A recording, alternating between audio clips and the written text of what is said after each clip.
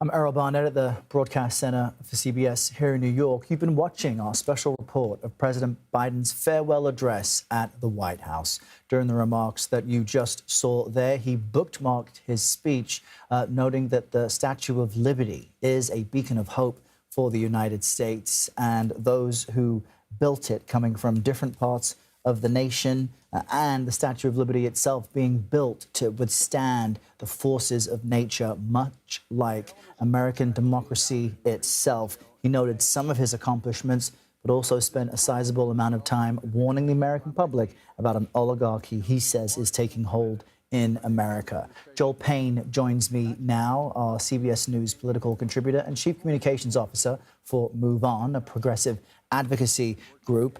Joel, you've bookended his speech for us, and we're kind of noting where you expect the president to go post-presidency. What stood out to you most from what we just heard? Errol, that was a pretty remarkable speech from President Biden there. And it's remarkable to me because he did not spend the lion's share of his time listing off his accomplishments, kind of trying to secure that legacy from an accomplishment standpoint. He spent time defining where the country is, defining the purpose of his presidency, and defining the fight ahead.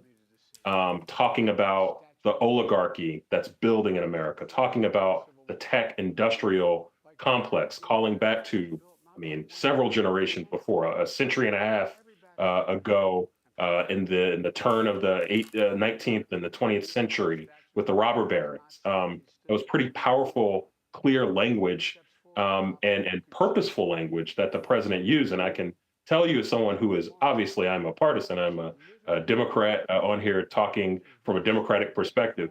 This is the Joe Biden, and this is the type of clarity from Joe Biden that so many Democrats have wanted.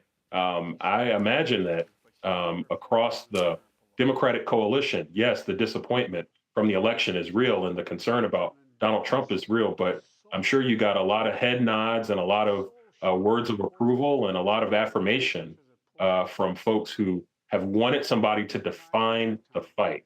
Joe Biden defined that fight clearly, and I think it's something that, frankly, not a lot of folks were expecting from him at this meeting.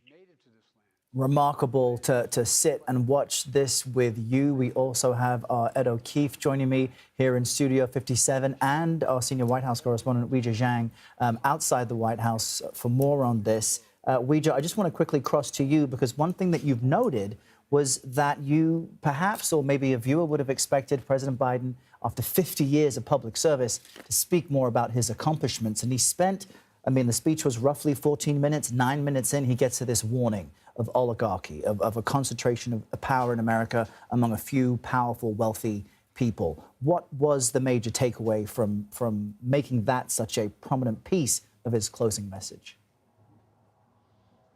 That's right, Errol. And even before he got there, he wanted to spend time painting this portrait of America as we know it, of what he cherishes about this country, the fact that you can come here and essentially do anything you want because everybody has a fair shot to do it. And that set up his warning, his several warnings, I should say, that is at stake. And I thought that was pretty remarkable. I agree with Joel that I did expect much more of him talking about what he had accomplished, simply because the White House had given us hundreds of pages of, everything that he had done attached to his farewell letter to the nation. Plus, sources had told us that this was going to be a really personal speech, a positive one that was nonpartisan. But that did not unfold because, Errol, when you go down that list of warnings from President Biden, even though he didn't name check anybody, even though he wasn't specific, it was very obvious what he was talking about. And that is what is unfolding in the Trump orbit and the new incoming administration and the people who are now surrounding Trump and making policy decisions, helping to advise him. And that includes, of course, the tech tycoons that we have reported extensively on, including Elon Musk, who has been his right-hand man for the past several months. And so I think it's also notable, Errol, that he talked about how no president should be immune from consequences if they commit a crime. And again, he did not mention Trump by name, but obviously that's who he was talking about.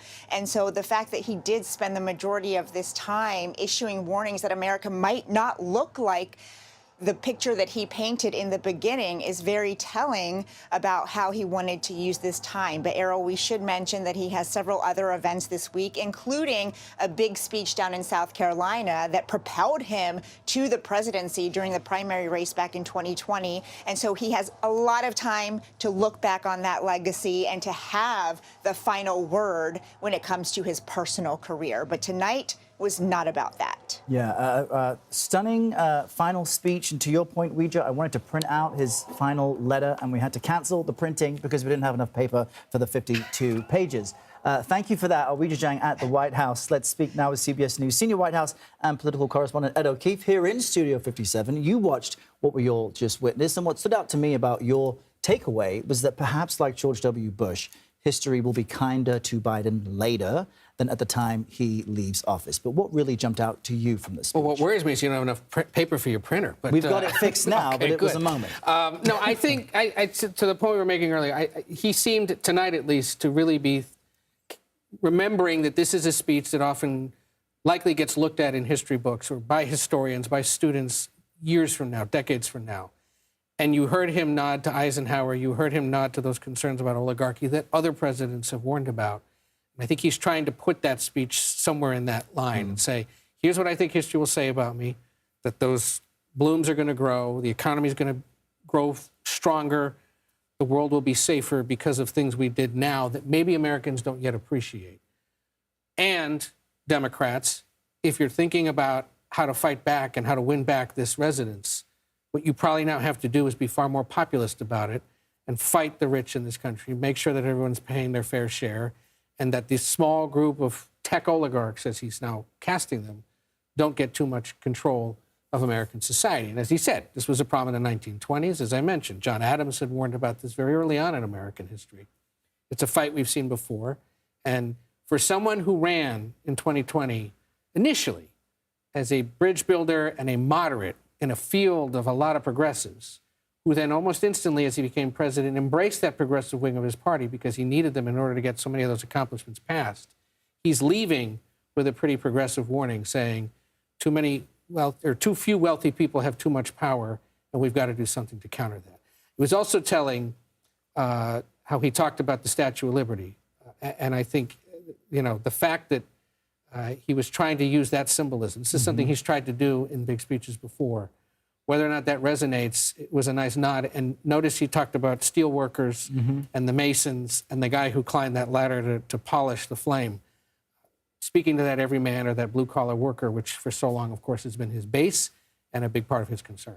I wonder then if he's also touched on a potential weak point, politically speaking, in that the criticism of Democrats is that too many of them are aging in Congress, are out of touch with the mainstream, and are financially comfortable. It may have cost them the election. He had made these same warnings pre-election and lost. Yeah, and part of the reason they lost is because he didn't firmly decide what to do until it was too late. And, he talks about respecting institutions and leading by example and whatnot in this speech as well. Sure, there are a lot of Democrats sitting there going, well, if you had just done what you had said you would do, which was serve as a bridge to the next generation and then get out of the way, maybe we could have had these arguments over the course of the last year in the campaign. But by stringing us along and then at the last moment completely collapsing and forcing yourself out, we couldn't do that. That's another part of the conversation when it comes to this president that's going to ensue over the next several years and probably the next several decades. What if he hadn't run? Right. What if he had just said, I will be a one-term president and I'll let my party sort it out? Maybe they would have won, maybe they wouldn't have. But it's going to be one of the ultimate what-ifs of American history. Ed O'Keefe, great to have you here on this significant day.